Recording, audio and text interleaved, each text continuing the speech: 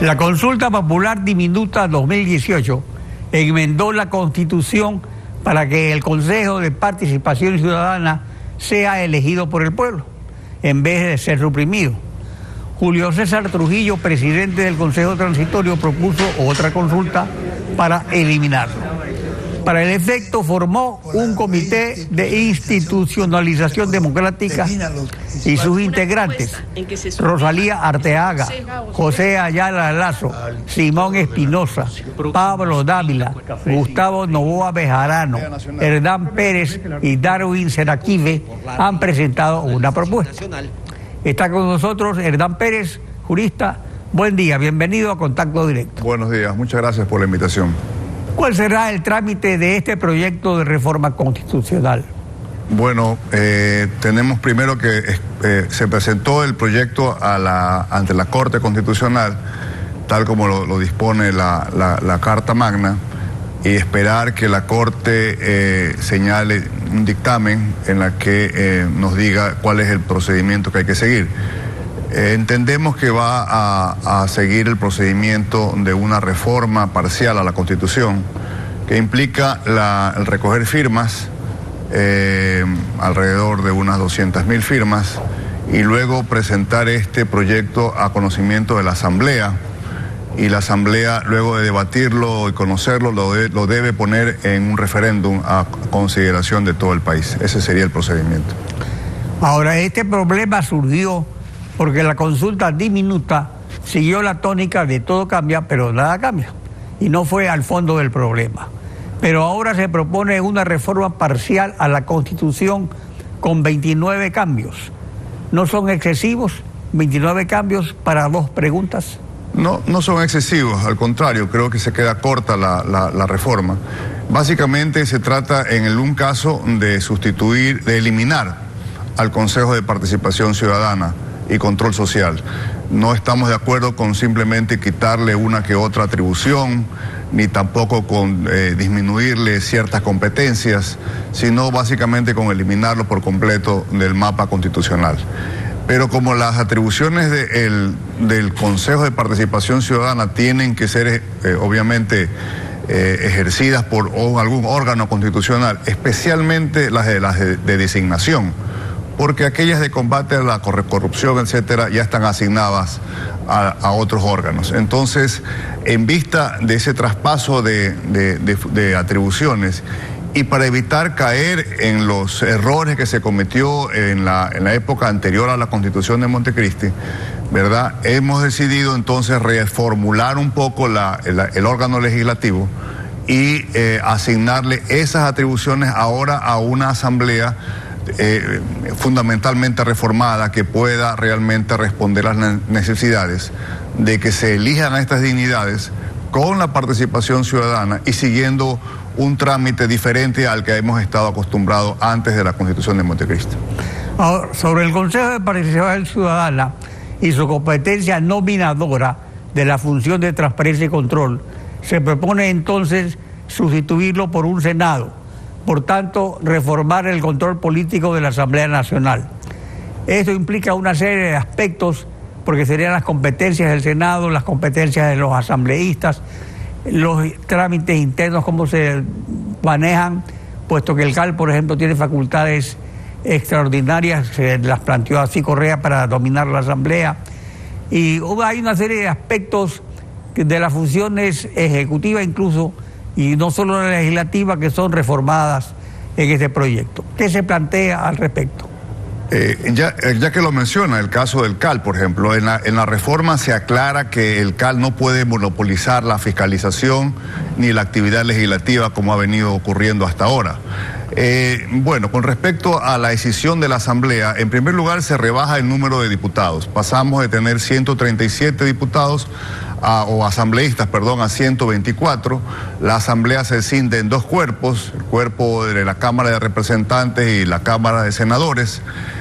Los unos van a durar 2 años, los representantes, y los senadores 4 años. Se ponen ciertos requisitos importantes para ser senadores que creo que los va a requerir el país. y luego se hace una reorganización, una reformulación de la manera como se llevan a cabo los juicios políticos en el Ecuador. Con la Cámara Baja iniciando el proceso de fiscalización y llevando adelante el juicio, pero dejando en manos del Senado, en los 2/3 básicamente, la aprobación del juicio político. Se elimina la necesidad de que la Corte Constitucional dictamine la procedencia del juicio político al presidente de la República y al vicepresidente. Se aclara el ámbito de las llamadas leyes orgánicas para que no sea materia de arbitrariedad. Se le elimina al presidente de la República este poder de tener un veto positivo que implicaba que el 2/3 de los asambleístas sea necesario para eliminarlo. Se elegirían a los senadores y a los diputados, a los representantes en la segunda vuelta electoral, no en la primera vuelta electoral como ha venido ocurriendo, etcétera. Hay cambios importantes. ¿Y los senadores serían nacionales o por provincias? Esa es la novedad. Siguiendo un poco el modelo de Colombia, de Uruguay, de Paraguay, los senadores no son elegidos por una representación territorial, sino básicamente la circunscripción es la nacional. Son 30 senadores elegidos en listas nacionales, con lo cual creo que se va a fortalecer realmente los movimientos o partidos políticos, organizaciones políticas a nivel nacional, y se dejaría en la Cámara de Representantes la elección tradicional provincial. Y entonces lo que se reformaría sería el trámite que había en la partidocracia, de que se votaba en plancha, por ejemplo, por la Corte Nacional. No se hacía ningún escrutinio respecto a los candidatos que se presentaban para la función de transparencia y de control. Ese sistema queda eliminado, se fortalece la participación ciudadana a través de una comisión mixta y cada uno de los candidatos son examinados y son puestos al escrutinio público en una sesión del Senado. La segunda pregunta es sobre el fortalecimiento de la Fiscalía General. ¿De qué forma? Aprovechamos la circunstancia de esta consulta para poner a disposición de la ciudadanía la necesidad de sustraer a la Fiscalía General. La Fiscalía General, que es realmente la Fiscalía de los ciudadanos, es un órgano bastante sui generis, digamos, no puede estar siendo apéndice de la función judicial y menos estar bajo el control del Consejo Nacional, del Consejo de la Judicatura. Las recomendaciones internacionales es que la Fiscalía esté al margen de cualquiera de las funciones judiciales, las funciones estatales, y que más bien tenga una autonomía y se fortalezca, y eso es lo que pensamos hacer con la segunda pregunta.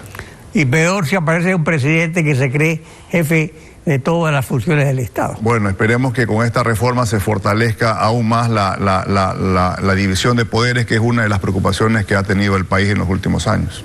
Ahora, hay un cabo suelto: la competencia de presentar denuncias de corrupción. La Constitución de 1998 creó la Comisión Cívica Anticorrupción. La del 2008 la sustituyó con el Consejo de Participación Ciudadana, y eso nunca funcionó. Y la reforma que proponen ignora esta competencia. ¿Simplemente esa competencia desaparece o solo queda para el fiscal, los asambleístas y la Comisión Anticorrupción del Ejecutivo?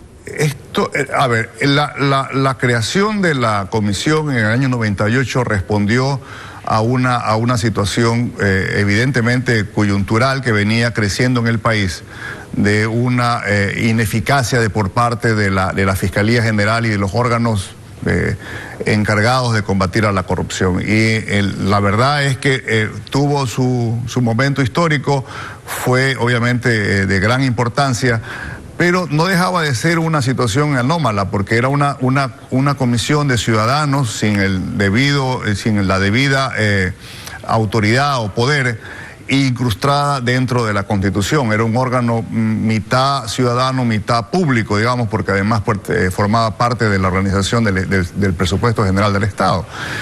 Lo que queremos ahora es fortalecer a la Fiscalía. Yo creo que ahí está el punto clave, ¿no? Tenemos que de alguna manera confiar en algunos órganos estatales, y la Fiscalía, que se llamaría ahora Fiscalía General de la Nación, es un cambio semántico, pero que tiene un mensaje de que la Fiscalía es la representante de la vindicta pública de los ciudadanos frente a los temas de corrupción.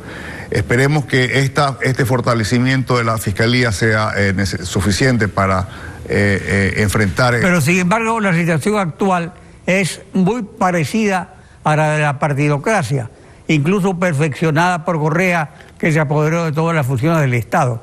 O sea, las denuncias que se han presentado son básicamente denuncias presentadas por los ciudadanos. Las denuncias presentadas últimamente por el poder público son denuncias que han sido presentadas antes ya por la ciudadanía o por los ciudadanos. E incluso dentro de estas denuncias no están las que hace Fiscalía. Más bien había informes de Contraloría con determinaciones de indicios de responsabilidad penal y la Fiscalía las ignoraba. Entonces, en este proceso de fortalecimiento, en este proceso transitorio de que la Fiscalía asuma más profundamente sus responsabilidades, habría de todas maneras un vacío temporal respecto de las denuncias. Bueno, la reforma no merma el derecho de los ciudadanos, de los periodistas y de la sociedad civil de combatir a la corrupción. Todo lo contrario, el propio espíritu de la Constitución del 2008 va hacia ese énfasis que se pone en la participación de la ciudadanía en los asuntos públicos. No hay una limitación. Y tiene usted razón, el fortalecimiento que ahora buscamos en la Fiscalía puede ser que sea un feliz encuentro entre ambos actores. Hernán Pérez, gracias por acompañarnos en Contacto Directo. Muchas gracias por la invitación. Estefi.